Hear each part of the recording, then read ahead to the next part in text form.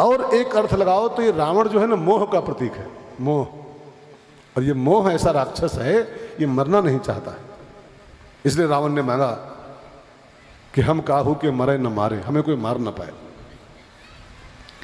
और जब उसने मांगा कि हम काहू के मरे न मारे, तो ब्रह्मा ने कहा भाई साहब ये तो नहीं संभव है, माफ करना, ये वरदान संभव नहीं। हम मरे ना, ये तो संभव नहीं है। ये संसार मृत्यु लोक है और यहाँ आया है सो जाएगा, चाहे राजा रंग फकीर, इसमें जो पैदा हुआ उसको मरना पड़ेगा, जाना पड़ेगा उसको। अब तुम मांग रहे हो कि हम मरे ना, संभव नहीं है। I don't have that power. Brahma ने कहा जब मैं खुद मरता हूं, मेरी भी एक उम्र है, उसके बाद ब्रह्मा भी मर जाते हैं। ब्रह्मा के बारे में पता है आप सबको, ब्रह्मा भी मरते हैं एक अवस्था के बाद में। उनकी एक एज फिक्स है, लेकिन अब वो एज उनकी लाखों साल की हो सकती है, लेकिन ब्रह्मा भी मरते हैं। तो ब्रह्मा ने कहा जब मैं खुद नहीं बचता हूं, मैं किसको अमर कर पाऊंगा। बस एक मैं आपको छूट दे सकता हूं कि आपको जैसी मौत चाहिए हो, जैसे मरना चाहो वैसी मौत मांग लो, इतना छूट मैं दे सकता हूं। तो उसने मांगा कि अगर मरना ही है तो फिर एक वरदान दो कि बंदर और मनुष्य, बानर मनुज, इन दो को छोड़ के तीसरा मुझे कोई न मार पाए। बंदर मनुष्य के हाथों मरो केवल। उसका ये इरादा था ना कि बंदर मनुष्य तो हमारा नाश्ता है, नर कपि भालू आहार हमारा। बंदर भालू तो हमारा नाश्ता है, ब्रेकफास्ट है, वो हमको मार सकते नहीं। दो हाथ के मनुष्य हमें क्या मार पाएंगे, हमारे 20 बाहें हैं। अब जिसके 20 हाथ हो उसको 2 हाथ वाला मार पाएगा। तो मनुष्यों के 2 बाहें, हमारे 20 बाहें, मनुष्यों की 1 खोपड़ी, हमारे 10 खोपड़ी, तो हमें ये 2 आदमी हाथ वाला आदमी हमको कहाँ मार पाएगा। तो उसने मांगा कि बंदर और मनुष्य को छोड़ के हम किसी के हाथों न मरे। कई बार लोग चाहते हैं बचना, लेकिन मौत मांग लेते हैं। चाहते तो बचना है, फिर मौत मांग लेते हैं। अब देखो, वैसे तो रावण को मनुष्य शिखर क्या मार पाते, कोई नहीं, देवता नहीं मार पाते उसको, बड़ा पावरफुल था। उसने मांग लिया जानबूझ के कि बंदर मनुष्य हमको मारे। कई लोग, वो होती एक कहावत है ना, आ बैल मुझे मार। वैसे तो रावण को कौन मार सकता था, बड़े बड़े देवता उसके यहाँ पानी भरते थे। 33 करोड़ देवता कर जोरे ऐसे खड़े रहते थे, कर जोरे सुर निशित विनीता। लेकिन उसने, जैसे वो आ बैल मुझे मार वाली कहावत लागू हो गई, मांग लिया कि हमें बंदर मनुष्य मारे। वो एक वो महिला हुई है ना महाभारत में, वो पट्टी बांधी थी जो, गांधारी। अब वो चाहती थी बचाना अपने बेटे को, है ना, चाहती थी बचाना कि ये अमर हो जाए दुर्योधन, मैं पट्टी खोल के देख लूं तो ये वज्र का हो जाए। लेकिन पट्टी खोल के उसने उसकी मौत की जगह फिक्स कर दिया, है ना। उसको प्लान क्या था कि इसको हम बचा लेंगे, अमर कर देंगे बेटे को अपने।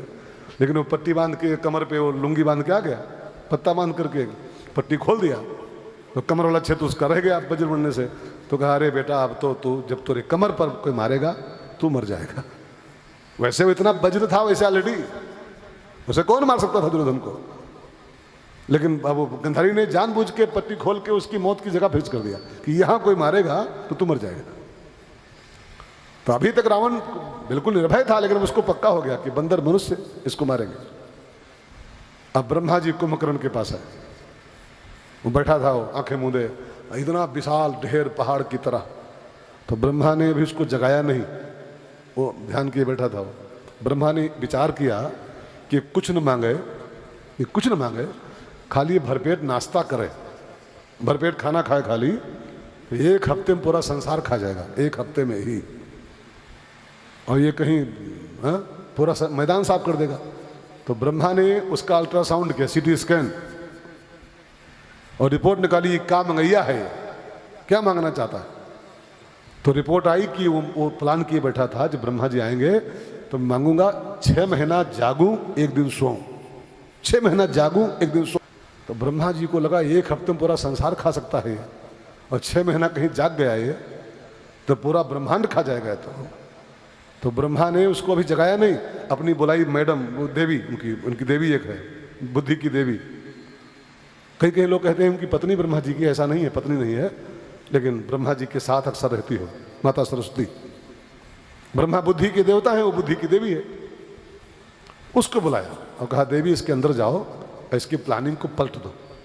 ये मांगना चाहता है 6 महीना जागूं, एक दिन सोऊं, इसकी मति फेर दो, वरदान इसको उल्टा कर दो कि 6 महीना सोए, एक दिन जागे, तब संसार बचेगा। अब माता जी अंदर गई, उसकी बुद्धि पलट दिया।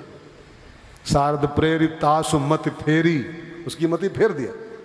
मांगना था उसको 6 महीना जागूं, एक दिन सोऊं, और जब ब्रह्मा ने कहा मांगो क्या चाहिए, कहा 6 महीना सोऊं, एक दिन जागूं।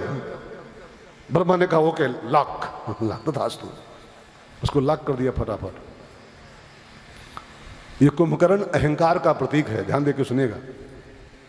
और अहंकार सोता रहे, इसी में इंसान की भलाई है। अहंकार जब जागता है ना तो इंसान का पूरा मैदान साफ कर देता है। अहंकार बहुत खतरनाक देते हैं जीवन में। कुंभकर्ण नहीं, अहंकार, ये सोता रहे सो बेस्ट, ये जागने न पाए जीवन में। तो उसको सुला दिया वरदान दे के, सोते रहो बेटा, एक दिन जागो, अपना खाए पी लो, फिर पढ़ रहो, खाओ पियो पढ़ रहो। बुंदेलखंड में एक शब्द है, बुंदेलखंडी शब्द है। मैं एक कथा वहाँ करता हूँ बुंदेलखंड में, तो मैं घर में रुका था तो माता जी बोली, महाराज जी खाना खा लिए? हमने कहा हाँ खा लिया। तो पढ़ रहो खाना खाओ पढ़ रहो, एक दिन उठो, खाए पी लो, पढ़ रहो, फिर सो जाओ, फिर 6 महीने सो। वास्तव में कुंभकर्ण की परिभाषा एक ये भी है, जो उठे और खाए ले, और खाए ले फिर सोए रहा है, फिर उठे फिर खाए ले, और खाए ले फिर सोए रहा है। जानना ये कुंभकर्ण का ही भतीजा है सगा, जो खाली खाए और सोए, खाए खादंत लेटंत, खादंत लेटंत, दो ही काम खाली करे, खाए ले फिर लेट जाए, खाए ले फिर पढ़ रहा है। जानना कुंभकर्ण का ही भतीजा है सगा है। अरे खाए ले, कुछ काम करो, कुछ काम करो, उसके बाद लेटो, खाओ लेटो, खाओ लेटो। जानना कुंभकर्ण का ही अंश इसके अंदर है। तो कुंभकर्ण बस मांग लिया वरदान, 6 महीने सोऊं, एक दिन जागूं। विभीषण के पास आए, तुम मांगो भैया। उसने मांगा, ते मांगो भगवंत पद कमल अमल अनुराग, राम जी के चरणों का मुझे विमल प्रेम प्राप्त हो। उसने मांग लिया। तीनों सगे भाई हैं, तीनों ने सेम तपस्या किया है, और देने वाला सेम सामने खड़ा है, देने वाला भी सेम, लेकिन तीनों की डिमांड अलग अलग हो गई। एक मांगा मुझे कोई मार ना पाए, एक मांगा मैं खाऊं और सोऊं, और तीसरा मांगा भगवान के चरणों का प्रेम। एक संत बोल रहे थे, क्या बोल रहे थे, तीनों भाइयों ने सोना मांगा, सोना। एक ने मांगा सोने की लंका, सोना। एक ने मांगा सोना सोना नींद, और तीसरा मांगा ये संसार जो है, ये संसार हमको नहीं चाहिए, भगवंत पद का सोना, जिसको सब चाहते हैं वो मैं नहीं चाहता हूँ, मैं वो चाहता हूँ, सोना सोना। तो तीनों भाइयों को मिला वरदान, और फिर ब्रह्मा जी चले गए। अब रावण को क्या लगा कि मैं अब मरूंगा नहीं, मैं बंदर मनुष्य हमको मार नहीं पाएंगे, और उन्हीं के हाथों मेरी मौत मैंने मांग लिया है, तो ये हमको मार सकते नहीं है, सो मैं अमर हो गया। और उसने आते आते अत्याचारों की जो सीमाएं थी सब तोड़नी शुरू कर दी।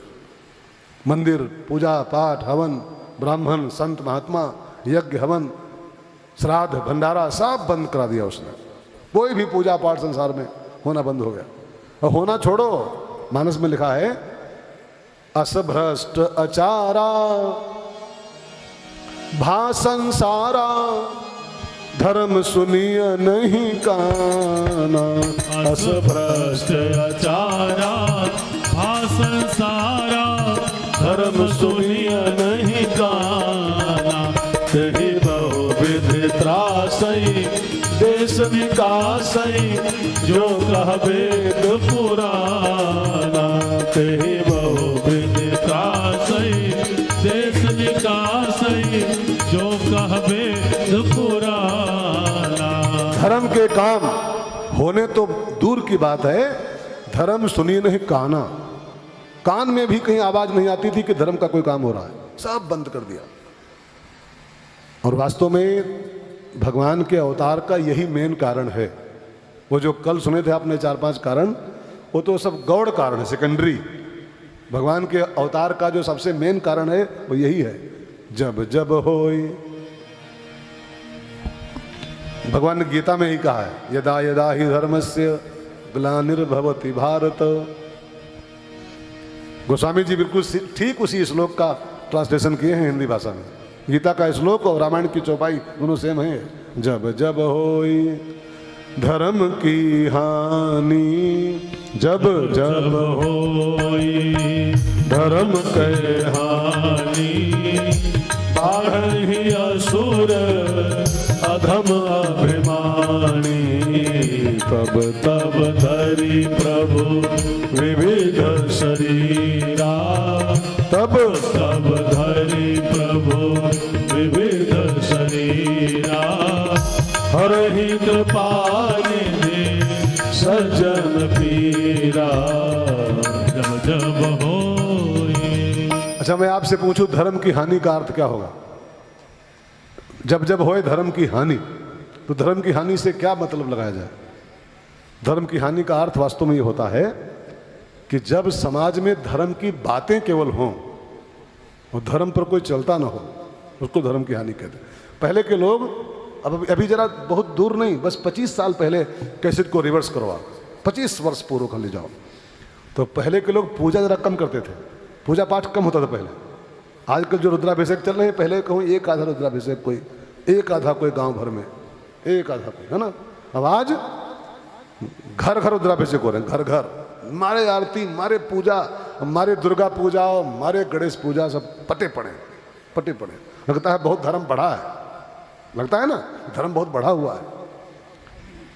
ये धर्म की हानि वास्तव में इसी कहते हैं, जब केवल धर्म की बातें होती हों केवल बस, लेकिन धर्म का आचरण न होता हो, उसको धर्म की हानि कहते हैं।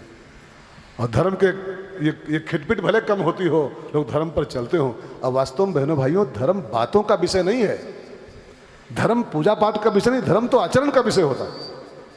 हमारे यहाँ एक कहावत, वो गाना मैंने सुना था बचपन में, गीत पढ़ा था एक, हे प्रभु आनंद दाता ज्ञान हमको दीजिए, और उसी में क्या है, धर्माचारी बने, ऐसे कुछ शब्द, धर्माचारी, धर्म पर चलना पड़ता है, धर्म धारण करना पड़ता है। लेकिन आज लोगों ने धर्म कहाँ धर रखा है? माथे पर चंदन के रूप में धर्म, गले में माला के रूप में धर्म। माला पहन लो, धर्मात्मा हो गयो, धर्मात्मा हो गयो। चंदन पोत लो, धर्मात्मा हो गयो। खड़ुआ पहन लो, धर्मात्मा हो गयो। धोती कुर्ता पहन लो, लुंगी, धर्मात्मा हो गयो। धर्म आजकल खाली वेशभूषा मात्र बचा है, धर्म खाली चिन्ह बचे हैं मात्र, धर्म का आचरण कहाँ बचा? धर्म की बातें बची हैं बड़ी बड़ी। लोग मंच बैठते हैं माइक के सामने, जो बड़ी बड़ी बघाड़ते हैं, अब बाद में लड़ाई के, प्रहलाद जी विदाई में रुपया 500 कम है, जो तय रहा है वो दे। हालांकि हमारा कोई तय नहीं है, बातें कह रहा हूं। अब यहां बैठ के बातें करता हुआ आदमी कि सब सपना है, सब मिथ्या है, जगत में कुछ नहीं है, सब सपना है।